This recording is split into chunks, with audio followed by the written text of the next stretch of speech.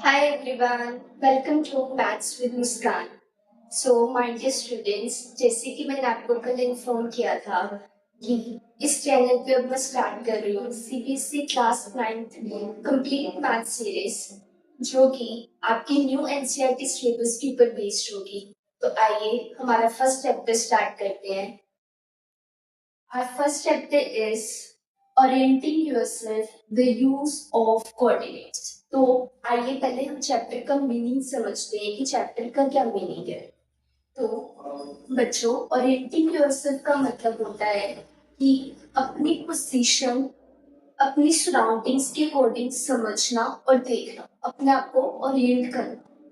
और ये जो कोऑर्डिनेट्स वर्ड है जिसके ऊपर आपका ये पूरा चैप्टर बेस्ड है, इसका बहुत सिंपल सा मीनिंग है। सिंपल वर्ड्स में इसका मीनिंग ये है कि नंबर्स यूज करके अपने पोजीशन लोकेट करना, बताना। कोऑर्डिनेट्स करते क्या है? कोऑर्डिनेट्स हमें हेल्प करते हैं कि हम नंबर्स यूज करके किसी पॉइंट की एग्जैक्ट लोकेशन या एग्जैक्ट पोजीशन बता।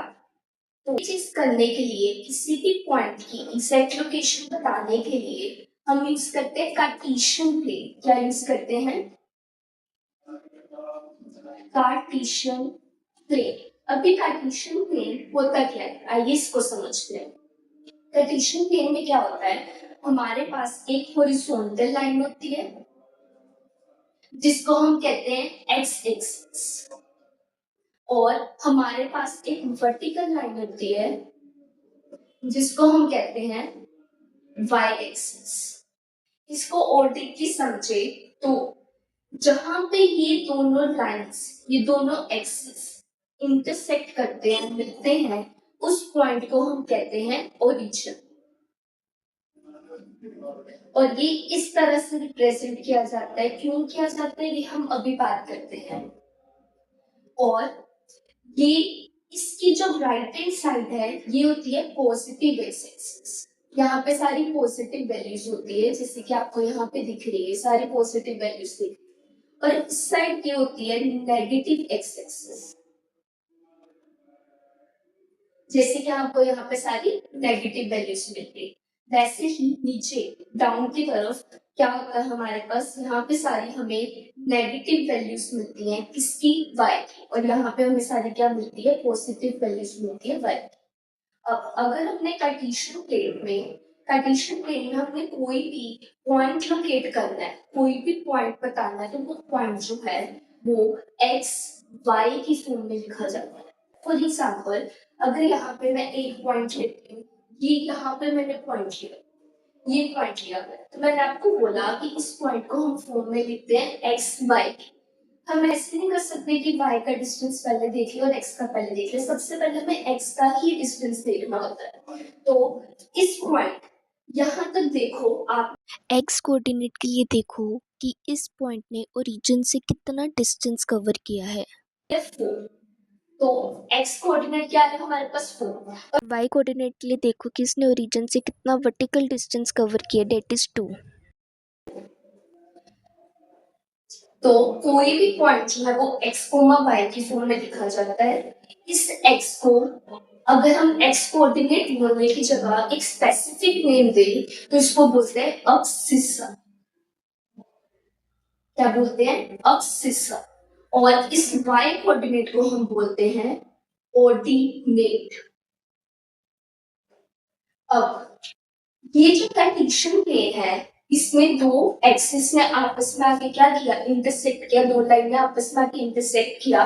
तो आपने देखा कि यहाँ पे 4 पार्ट्स बन गए हमारे पास, 1 2 3 एंड 4।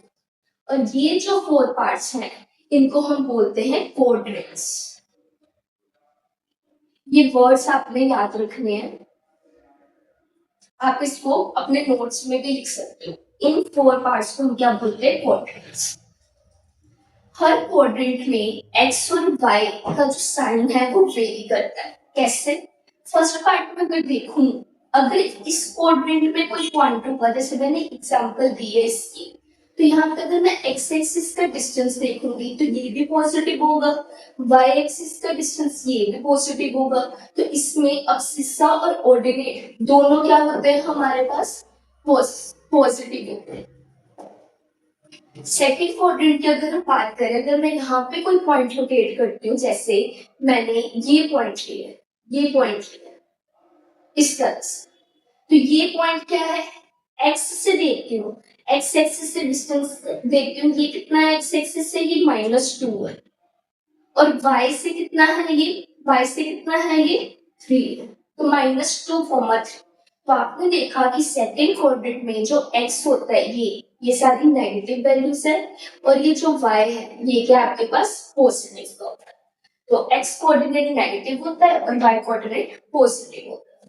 वैसे ही हम थर्ड क्वाड्रेंट की बात करते हैं, तो आपको पता है कि यहाँ पे x कोऑर्डिनेट नेगेटिव होता है, आपको दिख रहा है, और y कोऑर्डिनेट भी क्या होता है, नेगेटिव होता है। फोर्थ क्वाड्रेंट की बात करें तो पहले हमेशा x वाला ही देखते हैं, तो ये क्या है, पॉजिटिव है, और ये क्या है, नेगेटिव है। आपको क्वेश्चंस ऐसे पूछे जा सकते हैं कि जैसे आपको कोई भी पॉइंट दिया होगा, उन्होंने आपको जैसे ये पॉइंट दिया होगा -6 और 2, उन्होंने बोला होगा कि ये पॉइंट बताओ कौन से कोऑर्डिनेट में लाई करेगा। तो आप कैसे देखोगे, आप देखोगे कि x कोऑर्डिनेट नेगेटिव का है और y कोऑर्डिनेट पॉजिटिव का है। कहाँ पे है, पहले नेगेटिव और फिर पॉजिटिव, कहाँ पे, यहाँ पे।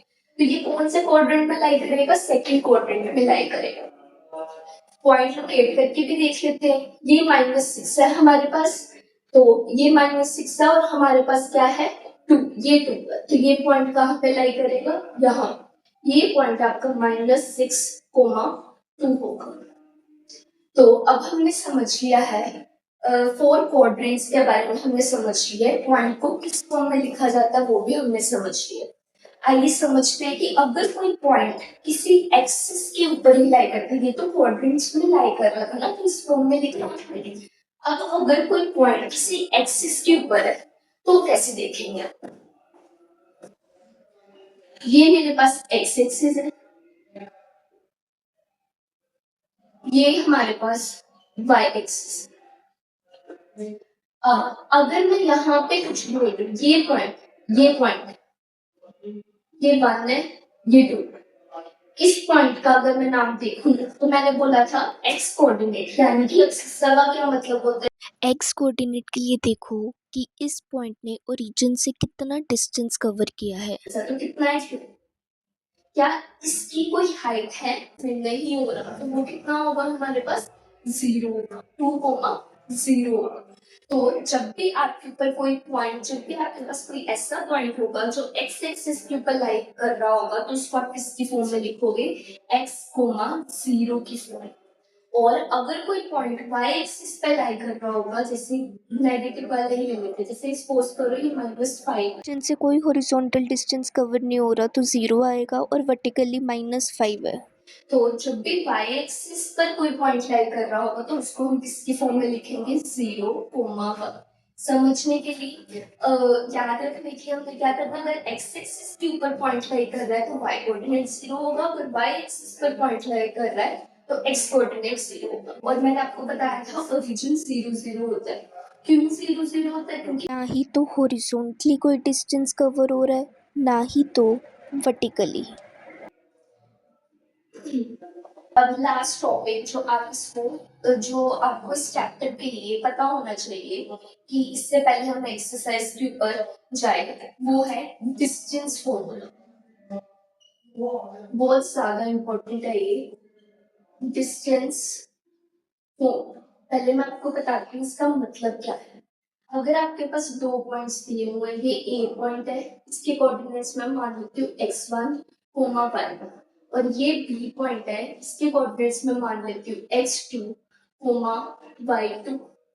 तो इन दोनों पॉइंट्स के बीच में कितना डिस्टेंस है, तो ये डिस्टेंस फाइंड आउट करने के लिए हम डिस्टेंस फॉर्मूला यूज करते हैं, जो कि इसके इक्वल होता है, ये इक्वल होता है, अगर मैंने ए बी डिस्टेंस निकालना है तो ये किसके इक्वल होगा, x2 माइनस x1 का square plus y2 minus y1 का स्क्वायर। बट मैं नहीं चाहती कि आप सिर्फ ये फॉर्मूला क्रैक कर लो। हम देखेंगे कि ये फॉर्मूला डिराइव कैसे हुआ, ये फॉर्मूला आया कैसे। आपको वो याद रखने की जरूरत नहीं है, बट मैं आपको फॉर्मूला क्रैक नहीं कराना चाहती, तो इसलिए मैं आपको समझाऊंगी फॉर्मूला आया कैसे है, ताकि आपको फिर ये फॉर्मूला याद करने में भी आसानी हो। तो आइए समझते हैं कि फॉर्मूला बना कैसे। स्टूडेंट्स देखिए, ये हमारे पास y एक्सिस है, ये हमारे पास x एक्सिस है।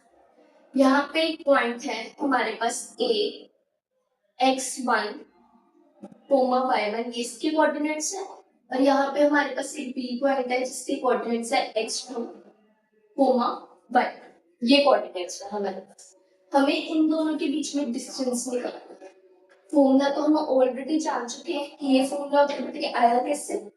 देखो, मैं यहाँ से ना परपेंडिकुलर ड्रॉ कर लेती हूँ x एक्सिस, ये ड्रॉ कर लेती हूँ, और यहाँ से मैं y एक्सिस पर परपेंडिकुलर ड्रॉ कर लेती हूँ इस तरह से। तो देखिए, ए पॉइंट, ये वाला पॉइंट क्या है हमारे पास, ये वाला पॉइंट है हमारे पास x1 कोमा y। अब x1 का क्या मतलब है, जिनसे हॉरिजॉन्टल डिस्टेंस है x1, यहाँ से लेके यहाँ तक डिस्टेंस है x1। x2 का क्या मतलब है कि मतलब यहाँ से लेके यहाँ तक इसका डिस्टेंस है x2। तो अगर मैं इसकी वैल्यू फाइंड करना चाहूँ, देख लो इस चीज की वैल्यू, तो ये x1 है, ये x2, तो ये कितना हुआ हमारे पास। अगर मैं इस पूरे में से ये माइनस कर दूंगी तो ये कितना हुआ, x2 माइनस x1, मतलब ये हमारे पास क्या आ गया, x2 minus x। I hope आपको समझ आ रहा है। आइए अब y कोऑर्डिनेट की बात करते हैं। अगर मैं इस पॉइंट को देखूं तो मतलब यहाँ से लेके यहाँ तक, यहाँ से लेके यहाँ तक इतना डिस्टेंस कितना है, y पर। इतना डिस्टेंस क्या है आपके पास, y पर। अब इसका डिस्टेंस कितना, y2, मतलब यहाँ से लेके यहाँ तक इतना डिस्टेंस कितना आपके पास, y2, यानी कि ये यहाँ से लेकर यहाँ तक इतना डिस्टेंस आपके पास y2। तो अगर मेरे को इतना फाइंड करना है, यानी कि इसकी लेंथ फाइंड करनी है, तो वो क्या होगी, इस पूरे में से मैं इसको माइनस कर देती हूँ, तो ये क्या होगी आपके पास, y2 माइनस y1, यानी कि ये आ गई हमारे पास y2 माइनस 1। अब आप ये ट्रायंगल देख रहे हो, इसका मैं नाम दे देती हूँ M। ध्यान से देखो, ये ट्रायंगल जो आपके पास बना, इस तरह से आपके पास ये जो ट्रायंगल बना A B M, इसमें ए एम किसके इक्वल है, x2 minus x1, B M किसके इक्वल है आपके पास, y2 माइनस y1, और ये राइट एंगल ट्रायंगल है, तो इसमें पाइथागोरस प्रॉपर्टी लगा सकते हैं। पाइथागोरस प्रॉपर्टी हमें क्या कहती है, 90 डिग्री के सामने ये क्या है, हाइपोटेनस। हाइपोटेनस क्या है हमारे पास, ए बी, तो ए बी का स्क्वायर किसके इक्वल आया हमारे पास, परपेंडिकुलर का स्क्वायर कितना है हमारे पास, y2 माइनस y1, तो y2 माइनस y1 का square plus base x2 minus x1 का स्क्वायर, ये आया हमारे पास। अब हमें वैल्यू चाहिए ए बी की, क्योंकि मेरे को ये डिस्टेंस निकालना था, मैंने ए बी निकालना है, तो ये ए बी किसके इक्वल हुआ, स्क्वायर उधर आके अंडर रूट हो गया, ये अंडर रूट हो गया, और ये ऐसे इसकी सारी चीजें ऐसे है, y2 माइनस y1 का square plus x2 minus x1 का स्क्वायर। अब जो फॉर्मूला मैंने आपको लिखवाया था उस फॉर्मूले को ध्यान से देखो, सेम ही है, यही फॉर्मूला है, बस यहाँ पे क्या है, ये चीज मैंने पहले लिख दी और ये चीज बाद में लिख दिया, तो आप चाहे 3+4 लिखो या 4+3 लिखो, एक ही बात है, इसको पहले लिख लो, ये चीज पहले लिख दिया और ये चीज बाद में लिख दी। तो इस तरह से ये फॉर्मूला डिराइव हुआ। अब आपने देखा ये फॉर्मूला कैसे बना है, तो आपको इस फॉर्मूले को याद रखने में भी और समझने में भी आसानी होगी। तो आज हमने इस चैप्टर की इंट्रोडक्शन देखी है कि क्या कंसेप्ट्स थे, किन बातों का हमें ध्यान रखना है। नेक्स्ट क्लास से हम एक्सरसाइज स्टार्ट करेंगे और हर एक क्वेश्चन बहुत डीपली समझेंगे। आई होप आपको सब समझ आया। अपनी रिवाइज करना, टर्म्स याद रखना। कौन कौन सी टर्म्स बताई मैंने आपको, कोऑर्डिनेट का क्या मतलब होता है, किसी भी पॉइंट का लोकेशन बताने के लिए, पोजीशन बताने के लिए हम कार्टेशियन प्लेन यूज करते हैं। कार्टेशियन प्लेन में 4 क्वाड्रेंट्स होते हैं, क्वाड्रेंट्स वर्ड यूज किया। तो ये सारी टर्म्स आपको याद रखनी है, आप जरूर रिवाइज करें। Thank you.